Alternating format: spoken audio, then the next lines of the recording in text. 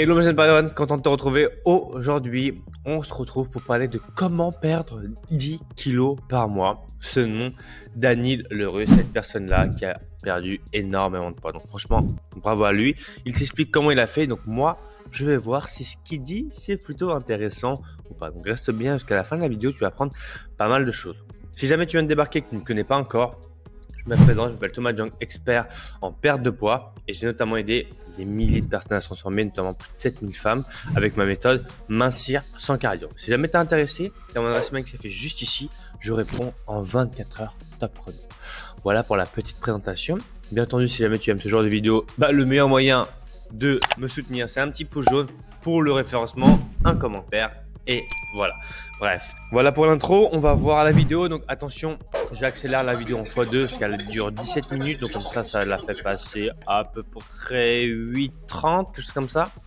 Et voilà, petit jus vert, vous m'excuserez pour tu m'excuseras pardon pour la tête, je viens de me réveiller donc je viens de prendre ma douche, un petit jus vert, c'est le matin. Et puis voilà, on est bien. Allez, c'est parti. Dans ma vie, c'est être coach de motivation pour quelqu'un. Parce que moi, la motivation, c'est pas ce qui traîne le plus en stock. Déjà, j'ai des récompenses qui m'arrivent à moi. Mais après ma vidéo sur la perte de poids, j'ai reçu énormément de mails, de commentaires, d'articles comme ça, où les gens m'expliquent leur situation, ils me demandent des conseils. À moi, je pouvais pas laisser tous ces gens sans réponse. Je pouvais pas non plus répondre à un truc comme ça. C'est quoi dans le régime? Le régime soviétique? Apparemment, ce qui vous a plu dans la première vidéo, c'est mon approche assez honnête et un peu naïve de la chose. C'est vrai que son approche, elle est honnête et aussi naïve, mais elle est honnête. Et c'est ça que j'ai vraiment aimé dans sa première vidéo, c'est qu'on voit que le mec, il te dit vraiment tout ce qu'il a fait, pas comme certaines personnes qui te disent non, mais moi, tu sais, c'est juste la volonté, etc. Là, il te dit vraiment que tout ce qu'il a fait, et ça, c'est vraiment cool. Donc, continuons ainsi. Je vous donne ma méthode pour perdre jusqu'à 10 kg par mois, avec beaucoup plus de détails et conseils pratiques. Là également, pour m'encourager sur cette lancée et pour les dire. Alors, est-ce que vous êtes prêts à perdre du poids? Alors, c'est parti. Bon, déjà, je vais commencer par vous montrer les strings que j'ai oublié à la dernière fois. Donc, voilà, ça, c'est toutes les informations que vous avez accès à l'électrique. Maintenant, sur l'électrique, j'en ai demandé à quoi ça sert. Voilà, en fait, c'est encore un petit courant électrique. Donc, vous ne regardez pas, c'est un petit courant électrique. Vu que les tissus de notre corps ont différentes conductivités. Alors, du coup, vous êtes beaucoup à me poser la question par rapport à la balance impédance mètre, pardon. Donc, si vous avez uniquement un courant qui passe par les pieds, c'est beaucoup moins fiable que si vous avez un courant qui passe par les pieds et par les mains. Donc, si vous avez des poignets ou pas. Donc, ça, déjà, c'est une chose à prendre en compte. Et les résultats peuvent varier entre 3 à 10% selon la qualité des balances.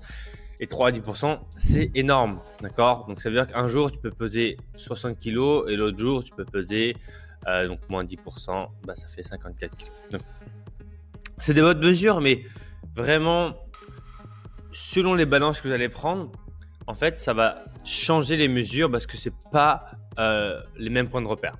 Et ça, c'est important de le retenir, c'est que c'est pas une mesure dont on doit être là en mode « Oh putain, j'ai perdu 1 kg de masse grasse. Oh, j'ai pris 1 kg de masse musculaire, etc. » Non, ça va prendre dans la généralité comme on se sent. En général, ce qu'il faut retenir, c'est que si jamais on perd de la masse grasse, ça se voit sur les centimètres. Donc notamment, on va avoir donc ici, hanche et la taille. D'accord. Donc ça, c'est des parties finalement où il y a très peu de masse musculaire. On n'est pas musclé de cette partie-là. Donc souvent, ce sont des bons points de repère. Et la masse musculaire, c'est simple. Si tu sais faire 30 squats et qu'avant tu savais en faire que 10, tu es déjà mieux. Enfin, c'est pas spécialement ça, parce qu'en réalité, quand tu commences la musculation, c'est juste que tu as des meilleurs schémas neuronaux. D'accord. Mais bon, pour faire simple, si tu fais 10 pompes avec 50 kg, que tu fais en faire 10 à 100 kg, tu as pris du muscle. Donc, il n'y a pas besoin d'une balance un peu dans ce mètre pour montrer ça. Donc voilà, ça c'est une chose à prendre en compte par rapport à la balance. Et avec ça, tu peux savoir par exemple ton taux de graisse corporelle. Ça, c'est les mesures de ce matin. Donc, je suis à 81,3 kg. C'est bien. Je vais montrer que je suis en train à c'est correct, qui est 225. Je suis tout juste rentré dans le standard de la graisse corporelle. Pareil pour la graisse sous-cutanée qui est super dure à éliminer. Je suis rentré dans la moyenne pour la graisse viscérale aussi, ce qui est très compliqué. Voilà, ensuite vous avez les muscles. Donc, je suis après quasi excellent en muscles, ce qui est très bien. Moi, et que moi qui ne connaissais aucun indicateur de bonne santé, c'était super pratique. Plus cette pour progression en détail, si tu as pu poser les abdos, je crois que c'est la graisse viscérale qui disparaît. Maintenant, passons à ce que vous attendez le plus. Le sport. Alors, 3 mots pour commencer. Détermination, discipline, honnêteté.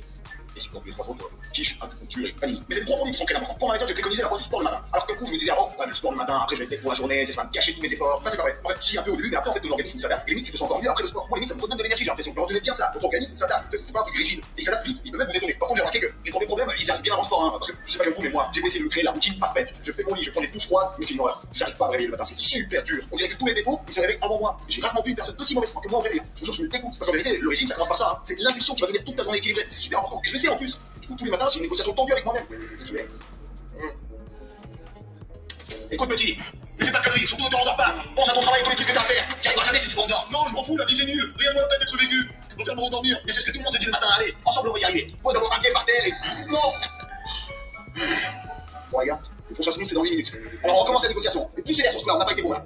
Alors je sais pas c'est quoi vos techniques de négociation avec vous-même, mais en vérité, au fond de toi, tu connais la bonne solution à prendre. Dis-moi un truc. Vous savez pourquoi c'est tellement tentant de ne pas aller au sport le matin? Alors, par rapport au réveil le matin, si jamais ça t'intéresse, j'ai pas mal de tips par rapport à ça, donc dites-le moi dans les commentaires. Mais finalement, le sport le matin, est-ce que ça donne de l'énergie ou pas? Oui et non, tout dépend en fait finalement de l'activité qu'on va faire.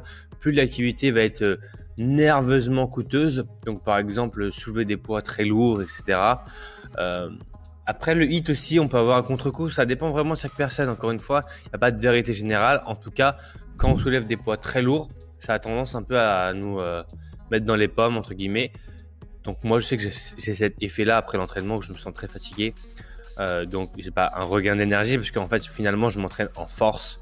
Donc, je mets assez lourd, etc. Et donc, ça me fatigue énormément.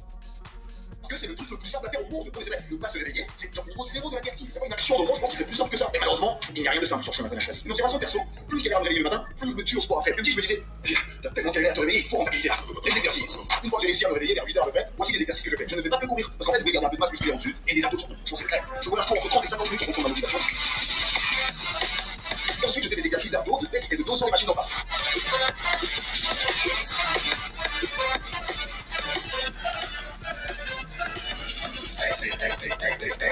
Je rentre parfois des exercices, je fais des trucs par exemple sur les frappes des joues pour enfants. Je fais comme ça de temps en temps, au bout de quelques mois, un jour j'arrive en bas et je regarde mon exercice. Parce que toujours la fierté, j'ai un guidé qui passe le tour du monde et qui m'arrive ça. Ah, c'est magnifique, c'est mal. Du coup, 186 degrés. Regarde la copine, pas sur la tête. Allez, pour toi. Par contre, il y a un conseil vraiment, faites chaque exercice à fond, allez au bout du mouvement. Tout ce qui va la quantité, c'est la qualité de l'effort qui compte. Vous avez en compétition avec vous-même, personne ne va vous juger. La course est longue. Ça sert à rien de comment se motiver à courir. Moi, j'ai entendu plusieurs fois me dire, bon, le problème, c'est que je déteste courir. Donc là, on peut voir un truc intéressant, c'est que il a perdu pas mal de poids en faisant pas forcément la bonne méthode, donc pas la méthode que moi je préconise, donc la méthode mincir sans cardio. Néanmoins, on peut voir que la personne, enfin Daniel du coup, perd énormément en faisant des exercices what the fuck aux machines du parc, etc. Et le mec, il perd. Donc comme quoi, finalement, parfois, ne pas avoir la méthode la plus efficace, ça peut aussi marcher. Bon, bien entendu, détermination, constance, enfin persévérance, je sais plus ce qu'il a dit, et honnêteté. Donc là, il a clairement raison. Vous savez quoi? Je vais vous apprendre un secret. Moi aussi, je déteste courir. Vous savez quoi, mieux que ça? En fait, tout le monde déteste courir. Oui, c'est bon, maintenant que je suis parmi vous, faut que je réveille tout le monde. Tout le monde déteste courir et tout le monde déteste le café sans sucre. Mais il faut quand même le faire. Donc pour moi, il n'y a pas d'excuse valable de ce côté-là. Parce que moi, je suis un mec qui regarde de super loin niveau sport. J'ai jamais fait de cardio de toute ma vie. Eh ben, j'y arrive quand même. D'ailleurs, j'en viens de courir avec des pots que je vis. Alors, si vous savez qu'il y a des dangers par rapport à ça, dites-moi dans les commentaires. Au début, c'était super dur. Je courais à peine en 20 minutes, par tranche de 3-4 minutes, je faisais des pauses de milieu parce que je voulais pas trop forcer. Et peut-être que c'est une bonne façon, c'est de ne pas trop forcer au début pour pas choquer psychologiquement. Mais ce qui est encore mieux marché pour moi, c'est la souffrance. Alors, je ne sais pas si c'est normal, mais en étant honnête avec moi-même, j'ai compris que c'est que quand je souffre que c'est vraiment efficace. Donc je me suis dit, ok, maintenant, il n'y a plus qu'à s'habituer à souffrir. Mais comment faire? Excusez-moi, c'est bien ici pour s'habituer à la souffrance? Ouais, et tu vas commencer par empiler ça là-dedans. Tu mets pas ça dans son cul, les gars. Oh, je vais mettre une dans la bouche, c'est tout dans la gueule. J'ai entendu que c'est à la fin de l'exercice que tu brûles le plus de calories. Donc, je me suis dit, vas-y, je vais faire des fins plus longues, je vais rallonger, mais ça te casse le vision parce que tu cours. C'est quand la fin? Ou à la fin de chaque exercice, il faut que tu poses la question. Est-ce que tu as tout donné là? Vraiment là, t'en peux plus là? Vraiment? T'en as déjà je me suis fait capturer par le camp ennemi. Alors ça, ce qui n'est pas vrai, hein. C'est pas à la fin de l'exercice où tu brûles le plus de calories, tu brûles le plus de calories à partir du moment où ton niveau d'activité est au plus haut. Donc forcément que si tu fais un sprint à la fin, tu vas brûler plus de calories que si tu fais ton sprint au début. Non, ça ne veut rien dire ce que je viens de dire. On enlève. Forcément que si tu fais un sprint à la fin, tu vas brûler plus de calories, mais c'est simplement parce que tu as fait un sprint à la fin, ce qui n'a pas vraiment de sens. Après, là, il a dit un truc d'intéressant. Ça te casse le vision parce que tu cours. C'est quand la fin? Ou à la fin de chaque exercice, il faut que tu poses la question. Est-ce que tu as tout donné là? Vraiment là, t'en peux plus là? Vraiment? Dans la tête à chaque fois, Et ça, c'est intéressant de dire, de se poser la question, est-ce que là, on a tout donné? Et c'est une bonne mentalité, hein, finalement. Alors après, je dis pas de toujours être dans le mal, mais j'avoue que moi, en tant qu'ancien sportif de haut niveau, tous mes entraînements, j'étais dans le mal parce que du coup, forcément, comme mes entraîneurs me disaient souvent, entraînement difficile, match facile. Voilà, donc en gros, plus tu t'entraînes dur, plus les résultats sont faciles. Et ce qui est vrai, hein, si tu t'habitues à courir dans la neige, à courir dans le froid, en plein soleil, etc., je te garantis que le jour d'une compétition, c'est facile. C'est ça ce qui est vraiment, vraiment vrai. Nous avons les moyens de vous faire parler. Alors, est-ce que vous avez vraiment tout donné dans cet exercice? Il y a aussi cette étape dans les fois où tu dis, oh là là, j'en peux plus, je vais vomir. Eh ben, laisse-moi t'apprendre une chose. Ce n'est pas une banalité. En fait, moi aussi, au début, je me disais, il faut que je m'arrête, sinon je vais vomir. Après, je me suis dit, Et si tu continues, qu'est-ce qui va se passer? Eh ben, j'ai vomi. Toi, pas la grosse galette, mais bon, de quoi taper la bonne devant les autres coureurs. Regardez pas! En fait, après, je me suis levé et j'ai continué à courir. Je me dis, ah, bah, en fait, tu peux. Et après, ça devient encore compliqué, j'ai encore eu envie de vomir, j'ai encore pêché, et après, j'ai encore continué. Là, alors, de là à réussir à vomir quand tu cours, ça veut dire que tu as vraiment passé un cap, parce que c'est vraiment compliqué de vomir en général quand on fait de la course à pied. C'est souvent quand on monte vraiment très haut dans les régimes et que le corps n'arrive plus à suivre. Et ça veut dire vraiment que ça témoigne vraiment d'une grosse détermination. Parce que moi, par exemple, je suis très déterminé, donc je courais vraiment assez vite avant. En termes de VMA, j'étais à 18,7, donc 18,7 km/h. Donc c'est la vitesse à laquelle je peux courir le maximum tout en respirant, tout en maintenant de l'oxygène entre guillemets. Donc je pourrais avoir un marathon sur les 3 heures sur une projection. Maintenant voilà, maintenant je suis à 87 kg, 1m77, c'est plus pareil. Donc ce qui est intéressant, c'est de voir que il se pousse vraiment et voilà, il n'y a pas de secret. Plus la personne se pousse, plus finalement elle aura des résultats. Donc là, franchement, bravo. pourtant, vous avez le seul truc qui fonctionne. Par exemple, la gueule que t'as quand tu cours, sans ta tête.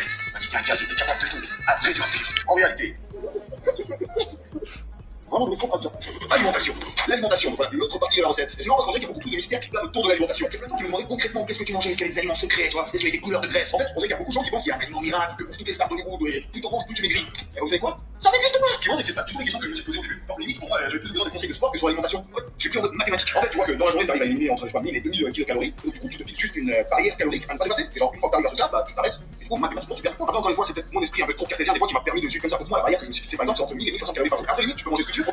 Alors, pour son gabarit, 1000 à 1500, c'est pas beaucoup. Hein. Maintenant, parce que je crois qu'il est très grand et il doit faire presque 1m90, je crois 1m88, 82 kg. Donc, ce qui fait théoriquement là de tête au moins 2500-3000 facile en maintien. Donc, ça fait un déficit de 50%. Si on prend l'exemple qui soit à 3000, ce qui fait 1500 et ce qui est énorme en termes de déficit. Maintenant, si lui, il arrive à faire ses séances de sport, etc., bon, aucun problème. Mais il a totalement raison dans le fait que c'est plus ou moins mathématique la perte de poids. Forcément que si tu dépenses si tu dépenses plus que ce que tu ne manges, tu es censé perdre du poids. Donc ça, c'est dans la vérité, dans le meilleur des mondes. Après, il se peut qu'il y ait des différentes variantes, problèmes hormonaux. On va avoir le fait de rester trop longtemps en régime. Bon, voilà, les autres cas de figure, mais généralement, pour une personne lambda qui n'a jamais fait de régime, si elle mange moins qu'est-ce qu'elle dépense, elle mincit. En quantité, ça vient que dalle. Du coup, tu adaptes ton alimentation pour manger des produits plus sains et du coup, ça fait des trucs plus gros. Moi, j'étais en mode aucun aliment est ton ami. Oui, parce que tu peux prendre du poids même si tu manges que des trucs sains, parce que tu vas en abuser, parce que tu élimines pas assez vite. Par exemple, beaucoup de légumes, déjà, donc faire des salades, ça capte super bien avec la pomme de terre à l'intérieur. Beaucoup m'ont posé des questions sur le konjac, je testé ça depuis 2 semaines là, et franchement, c'est pas mal. Bon, ça capte bien, mais par contre, c'est ok, vous faut quelque chose. Alors, le konjac, qu'est-ce que j'en pense? Oui et non. En fait, c'est un aliment qui se gonfle énormément d'eau, donc ça absorbe beaucoup, donc ça fait gonfler un peu. Forcément, on a l'impression que dans le ventre ça cale, mais il y a très peu de calories, donc c'est intéressant en termes de volume. Après, en termes de micro et macronutriments, c'est très pauvre.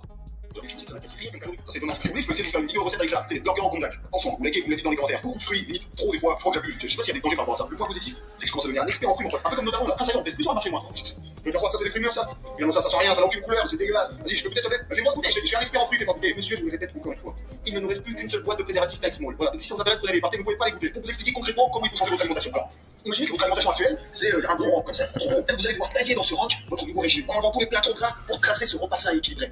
Eh ben, c'est pas du tout ça. Ce qu'il faut faire, c'est que vous prenez ce roc et vous l'explosez pour commencer tout depuis le début. C'est très important pour moi de faire une table rase. De ma table, du coup, ça marche pas l'adaptation, la diminution, remplacer les plats, non. Faut limite créer un choc à ton estomac pour qu'ils comprennent qu'à partir de maintenant, tout va changer. Parce que plus tu gardes tes habitudes d'avant, plus tu vas garder ton poids d'avant aussi, c'est pas pour lui. Ça, ce qui est vrai, hein, plus tu vas garder, comme on dit, on est le résultat de ses habitudes. Donc, si tu fais des choses qui t'ont amené à ce poids-là, c'est que les choses que tu fais actuellement ne sont pas bonnes.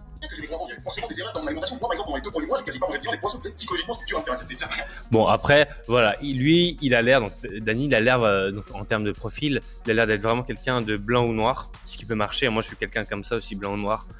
J'ai du mal à faire entre les deux, etc. Psychologique de un repas sans viande n'est pas un repas. Moi, je me regarde bien parce que c'est des conseils assez hardcore là. Et voilà, ça a marché pour moi. Moi, j'ai compris confondre moi pendant toute ma vie. Je me suis menti. En fait, j'étais capable de faire tout ça. Donc, et donc, encore une fois, comme là, il vient de le dire, ça a marché pour lui. Donc, ce qui est important, c'est que ça n'a pas forcément marché pour toi. Donc, ce qu'il a fait lui, tu peux essayer, mais ça ne veut pas dire que ça va marcher absolument. Et c'est ça qui est intéressant dans ce qu'il dit, c'est que faire attention à ça. certaines fois, ça marche chez certaines personnes. Donc là, il a arrêté la viande, il a arrêté ci. Mais est-ce qu'il a perdu du poids parce qu'il a arrêté la viande? Non, il a perdu du poids parce qu'il est en déficit calorique. Et ça, c'est important de le retenir. Contrairement à ce que disent les gens, oui, mais tu sais, depuis qu'il a arrêté la viande, le poisson, etc., il a minci, les produits laitiers. Non, c'est faux. Il mincit à partir du moment où il est en déficit calorique. Il n'y a pas de magie noire par rapport à ça. Aussi, soyez honnête avec vous-même et voyez quelles sont vos limites, par exemple. Alors, il faut savoir aussi que dans ma vie, j'ai assez souvent pratiqué le jeûne, que ce soit religieux ou vegan, donc je sais que je peux perdre 10-15 kilos en un mois et tout en continuant à vivre normalement, sans tomber dans les pommes. Alors, sans contexte négatif, parfois, je ne vois pas des gens qui n'arrivent pas à ne pas manger. Genre, j'ai des très bons potes qui sont obligés de manger au moins 3 fois par jour et à des horaires précis, genre. Et s'il le fait pas, il est de mauvaise humeur de ouf, genre, il n'y a rien qui va dans sa vie. Alors, du coup, est-ce que c'est un effet d'habitude, de dire qu'il est un peu placebo, ou est-ce que son organisme va vraiment mourir? Moi, je ne sais pas, mais c'est à vous de le savoir. Bah, là, il dit une chose intéressante. Il a l'habitude de faire le jeûne, donc c'est pour ça que pour lui, finalement, gérer la faim, c'est quelque chose d'assez simple. Donc là, bah, on le voit bien, 40 kilos en 4 mois, c'est énorme. Pour votre organisme, si c'est une question d'habitude, eh ben, il va falloir les casser ces habitudes. Pourtant, l'importance de l'honnêteté avec soi-même, c'est que j'ai une appli pour calculer les calories que j'ingère. Et au début, dès que j'ai grignoté le soir ou la nuit, tu sais, ne rentrez pas dans l'application. Si vous voulez mon con, faut pas faire ça. Tu fais pour toi-même. C'est une j'espère que le mec de l'appli soit déçu par moi. Ah, mon poteau, Daniel, c'est bon, les gars. Vous pouvez enlever le portrait d'utilisateur du mois. Allô, chérie? Ouais, pour le prénom de futur fils. Bah, finalement, je peux rien, Daniel. Il m'a déçu. Une condition très importante pour l'efficacité de bon régime, c'est la solitude. Moi, par exemple, depuis que j'ai commencé ce régime, je vis tout seul. En plus, avec le confinement et le couvre-feu, j'ai plus trop de poids pour sortir, donc c'est un environnement parfait pour te concentrer. Parce que la tentation est grande. Parce qu'il faut savoir que quand tu fais un régime, en fait, à chaque instant, tu cherches un prétexte pour craquer. Si t'es pas tout seul, tu vas essayer de trouver cette approbation dans le regard de. Ça, ce qui est vrai, hein, c'est pour ça que dans la méthode Mincir sans cardio, on a un groupe là, on est plus de 2000 dans le groupe où tout le monde s'entraide. C'est parce que c'est hyper important dans le cadre d'une perte de poids d'avoir des gens qui sont dans le même objectif que vous. Et là, il a complètement raison. Si vous avez un mauvais environnement, bah, ça va être très compliqué de mincir. C'est beaucoup plus qu'on ne le pense. C'est comme si connaissais mieux pour moi. Ah, moi, j'ai aucune volonté. T'es même un craquet, tu dirais. Oh, mais contrôle un peu, la pas. Par exemple, l'histoire du cheat meal, où une fois par semaine, t'as le droit à un repas plaisir. Bah, ça marche pas avec moi parce que moi, je veux tous les repas plaisir du monde. Donc, faites très attention à des craquages comme ça. Parce que t'as des moments de rechute. Moi, par exemple, en 2 jours, j'ai fait comme un malade après les fêtes, j'ai pris 4 kilos. En plus, tu grignotes n'importe quoi juste par plaisir que c'est interdit. Tu t'es mort rejeté. Donc, du coup, dès le lendemain, j'ai supprimé tout ce qui est calorique chez moi. Je regarde plus rien. Limite, ça devient chiant pour les potes. Daniel, j'ai faim, t'as pas tu on se quelque part. Ouais, bien sûr, t'as qu'à regarder dans le frigo. Alors, j'ai trouvé un énorme bac à légumes, mais j'ai pas trouvé le frigo. Donc, moi, ma solution, c'est de faire des cheat meals raisonnables. J'ai pas des trucs que je mangeais avant. Ça, c'est quelques photos. Ça, c'est de l'ambiance. Check, il y a beaucoup de calories là. Mais ça reste léger à éliminer. En plus, vous inquiétez pas, parce que votre estomac va se réduire, vos papilles gustatives vont évoluer aussi. Vous allez vous retrouver à manger des trucs que vous détestiez avant. Comme je l'ai dit en vidéo précédente, je décommande vraiment tout ce qui est plat préparé. Moi, je prends tous les ingrédients et je faisais tout moi-même. En plus, on rentrait à la cuisine, c'est pas marié ça. Mais le problème, c'est que pour pas craquer chez soi, bah, il faut pas craquer dans le magasin déjà. Alors, pour cela, j'ai une technique que je vais vous donner aussi. Mais là, il a tout ce qu'il dit, franchement. C'est la technique de l'inquiétude de la mort dans Death Note. Maintenant, dès que j'entre dans un magasin, et tout de suite, chaque produit, je vois directement ses calories et le temps que je mets à l'éliminer. Ma volonté morte après avoir fait les courses en ayant faim. Voilà. Donc voilà, si je devais très brièvement résumer ma méthode, c'est d'abord une discipline de bâtard. Pas plus de 1500 kcal ingérés par jour et avec des produits frais. Au moins 45 minutes de sport par jour, au moins 5 fois par semaine. C'est vraiment ça la faisable pour vous. Et après, pour 4 mois, vous n'arrivez pas à comprendre à quel point c'est cool pour moi de donner des conseils de sport et de motiver des gens à faire du sport. Franchement, je vous encourage tellement. Rien. Et donc, franchement, 1500, bon, voilà. Est-ce qu'il a perdu du poids trop rapidement? Je l'ai déjà dit dans la première vidéo. Oui et non, en soi. À partir du moment où on mincit, on est en meilleure santé. Donc, mincir rapidement ou mincir lentement, c'est pas vraiment très grave à partir du moment où on a fait les choses correctement, qu'on mange assez de protéines, qu'on gère bien ses calories, qu'on gère surtout bien l'après, il n'y a aucun problème. Donc les gens qui disent ouais, il perd trop rapidement, c'est mauvais, etc. Ce qui est mauvais, c'est de rester en surpoids. Donc voilà, franchement, hyper intéressant ce qu'il dit. Pour quelqu'un qui s'y connaît pas, il donne vraiment des choses qui ont du sens. Et c'est ça qui est marrant, c'est que il met le point sur des choses que moi je donne dans le programme, un peu plus détaillées, plus scientifiques. Mais lui, c'est un peu comme une insouciance où il donne des conseils sans le savoir, qui sont bons, qui sont intéressants. Maintenant voilà, je ne conseille pas forcément à tout le monde de perdre autant de poids aussi rapidement. Ça a l'air d'être quelqu'un qui est un peu blanc ou noir. Et moi je le suis comme ça aussi. Donc il est comme ça marche pour lui, mais attention, ça peut ne pas marcher sur toi. Donc voilà pour cette petite analyse, j'espère en tout cas que ça t'aura plu.